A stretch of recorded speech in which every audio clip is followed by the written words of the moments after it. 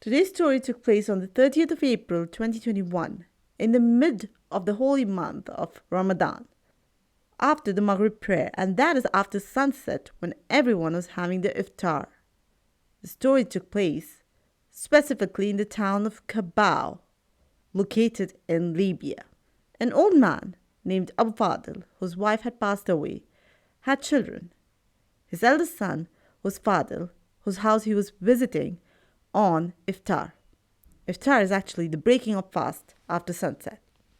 The moment he reached his house, he found the door open, which was quite unusual, and he was surprised, of course. About his son was married to a woman named Allah and had two children, a boy named Omar and a girl named Ilya. Now the old man, at the very beginning, before entering the house, when he found the door open, started calling out his son's name and his grandchildren, but no one answered. When he entered the house furthermore, he saw a scene which no one could tolerate. He saw his eldest son, his wife and children murdered at the table of iftar. It was the most horrible sight one could ever see. He started yelling and running towards the street. People were shocked at what was wrong. The man was screaming and slapping himself in trauma. He was, of course, fasting, and he was very dizzy and was shaking. He was almost about to die. People started asking, of course, what's wrong? He said, my son and his whole family, they're dead. Here they informed the police, and the police had arrived. The world was here turned upside down.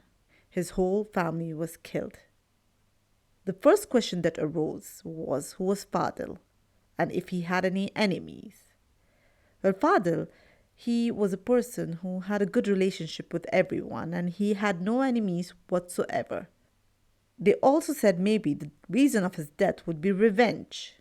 They didn't know what happened, of course. The bodies were taken to the forensic department, and after the reports were written, the bodies were given back to the grandfather to bury them, and the death had caused deep and extreme sadness.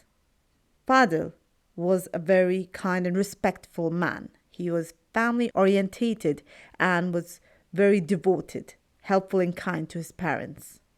I will take you to the events taking place before years with Fadl. He had two brothers, Said and Osama. Said and Osama were, I would say, the financial situation was quite bad. And they were not, I would say, unstable. They were unstable. As for Fadl, he was blessed and was financially stable. He was not inherited with money from his grandparents or ancestors. But Fadl was very capable and hardworking. He was not rich, but he had saved a good amount of money, I would say.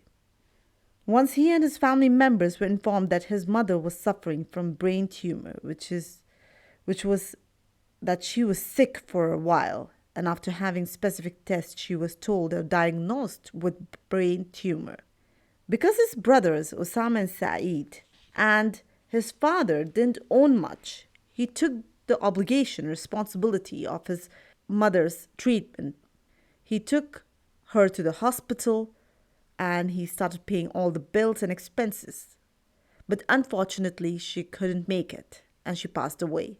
After his mother's death, this topic opened a new page of problems and complications and issues between him and his siblings and his father himself. The reason was that his brothers started spreading rumors and blaming Fadl for their mother's death, that he was the reason the mother died, and the father too. How could he logically be the cause when he was the one who was spending time and money to find the right treatment for his mother?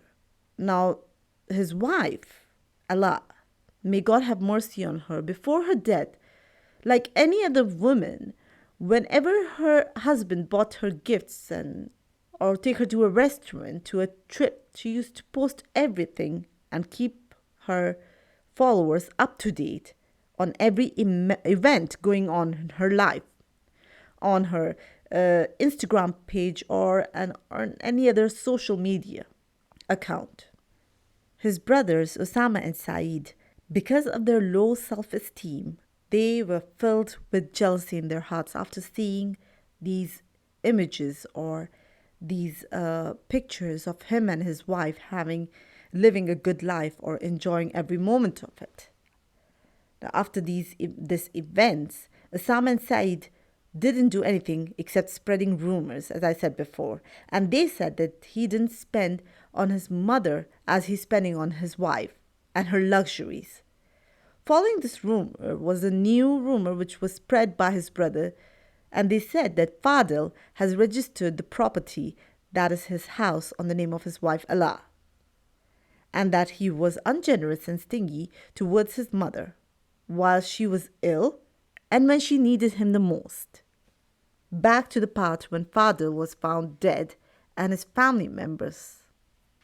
After the funeral ceremony, after a few days, the police summoned the old man.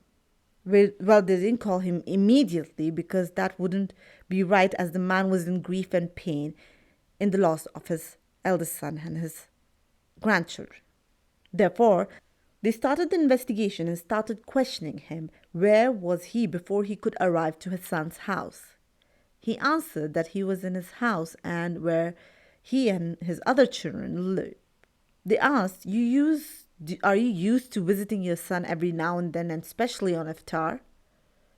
Well, we have heard that, the police said that they have heard that there was a disagreement between him and his son previously related to the matter that he had registered his house, or as they have heard, in his wife's name. And that gradually they started pressurizing the man and asking him several questions to the related matter or to the same point. And he got nervous. It was a very dramatic moment to why not, out of all these days, the man had visited the house on this specific day when the door was open. They asked him that, why did you visit on the day when a crime was about to take place? And it was stranger. He couldn't have known, but it was strange because the time the crime took place was exactly on the time of Maghrib prayer. And they asked him, if you were invited or about to have iftar with them, weren't you supposed to reach earlier? Here, gradually, anxiousness took a toll on him. And through intense pressure and oppression, he confessed. The ones who were dead were his grandchildren, his son and his wife. And the one who had murdered or have killed them were his own children, who were Osama and Said. He said, if I knew or I would have known, I couldn't have just informed a report against my own children so that they would arrest his sons. The two confessed that they were the ones who had murdered, and the police had enough evidence to actually put them in the prison. But upon asking during the interrogation, they said there is a third person or a third partner. Means everything I would say till now was clear. The moment the father confessed that his sons were involved, the son confessed that they were involved, but there was a third partner who had helped them in this crime. And who could that person be? The third person. Well, the third person was from the town of Ziltan. His name was Muhammad Abdullah al-Habib. He was an old criminal. And in 2017, this man had murdered a police officer, and he was able to escape during the problems that had occurred during 2017 in Libya, and had been out since then. Osama said that he knew this person somehow and then hired him to help him get rid of his brother and his family members. Now, these three criminals were held in prison, and they were called out for investigation. Again, during the investigation, they were asked how did they commit the crime. And they asked them to explain them the complete scenario of the murder scene. During this process, they revealed something new.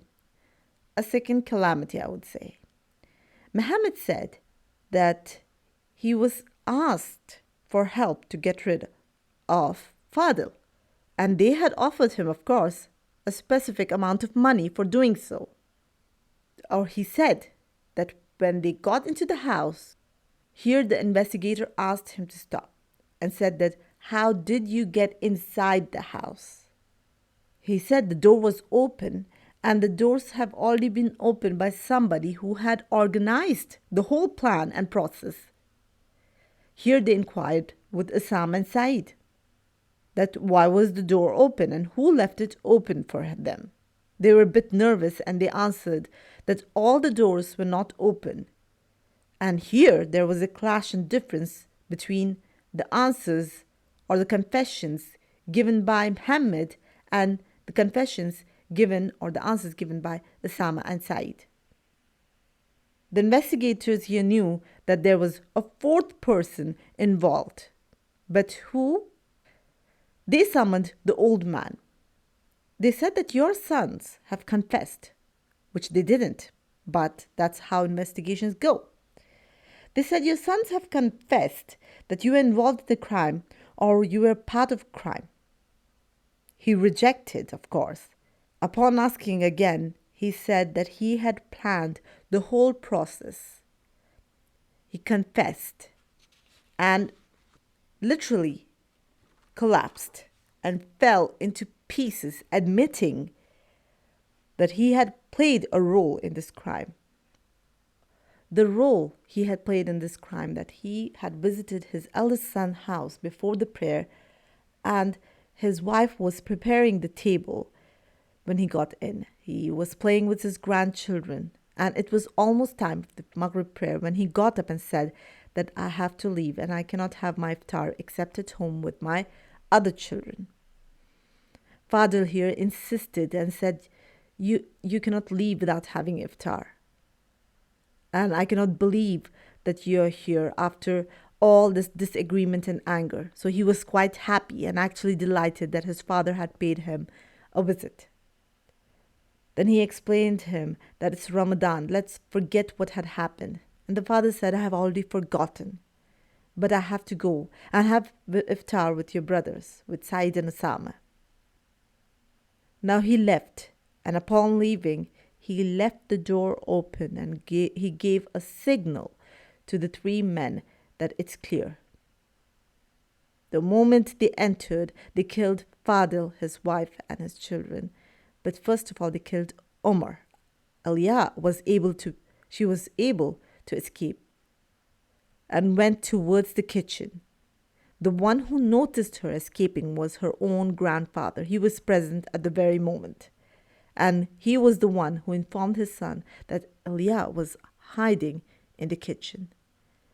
And they went after her and slaughtered her. And they brought her body back next to the body of her father, mother, and the brother. Till this day, people have extreme anger towards them. When they confessed, the reason behind all of this was revenge. Because Fadil did register the apartment or the house in the name of his wife. And that became the reason of their death. The greed, anger, and jealousy had led to nothing. They wanted to inherit, the reason of killing his children was to inherit whatever Fadil had for themselves. They were sentenced to death, and I'm not sure if the death sentence took place or what happened next. But hopefully they will be punished accordingly by law for what they have done to Fadil and his family. Thank you for listening.